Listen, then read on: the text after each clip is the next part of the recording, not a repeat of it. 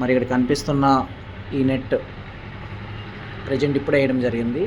ఈయన కస్టమర్, ఆయనకు ఈ బాల్కనీ కొండాపూర్లో వేయడం జరిగింది.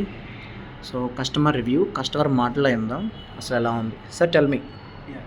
I called him and he came on yesterday and he see the place based on he did the right estimation, and today I told him like based on the estimation and the decided which net we will be using. Today he gave me the time.